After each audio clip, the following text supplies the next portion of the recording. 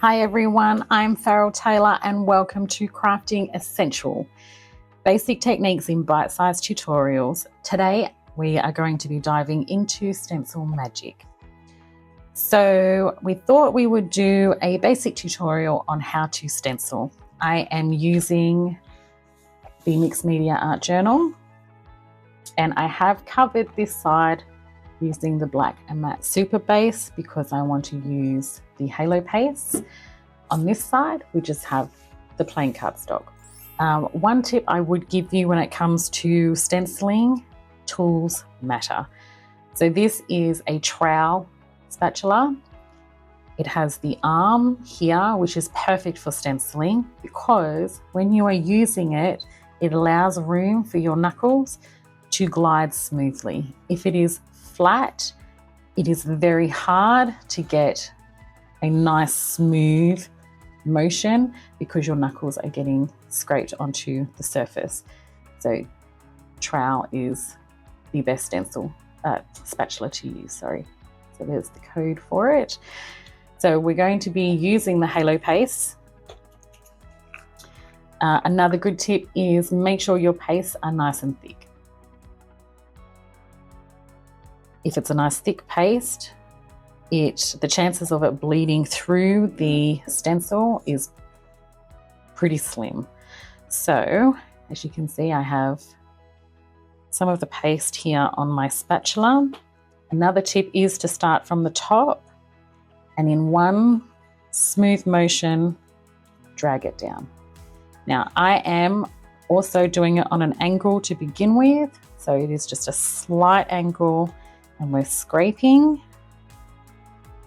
Then I come back and I have the spatula at a higher angle to scrape what is left off my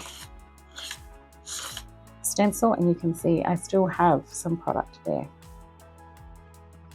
And I can use that to go over and spread.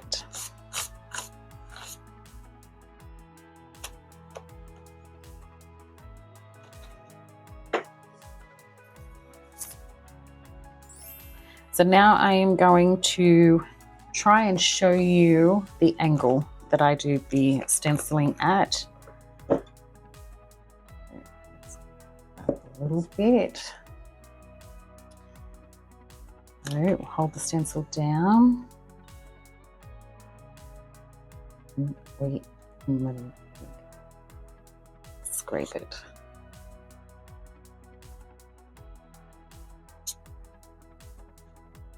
So it is not completely flat, it is on a slight angle, like so.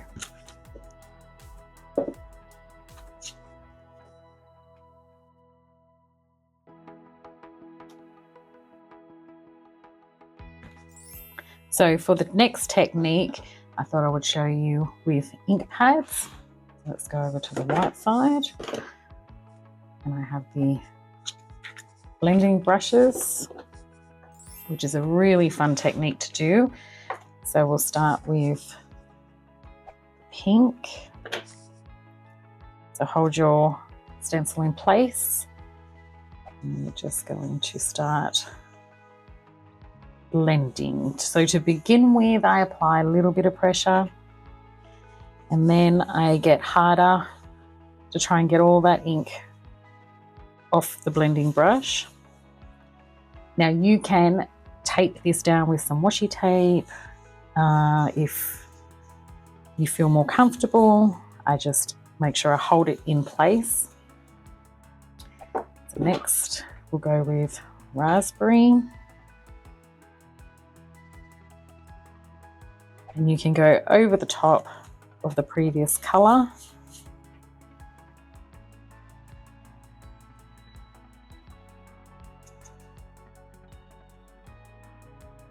Ta-da! Great for backgrounds. And they are our two techniques for today. If you found this video helpful, don't forget to like, subscribe, and leave your questions or suggestions in the comments below. Until next time, happy crafting.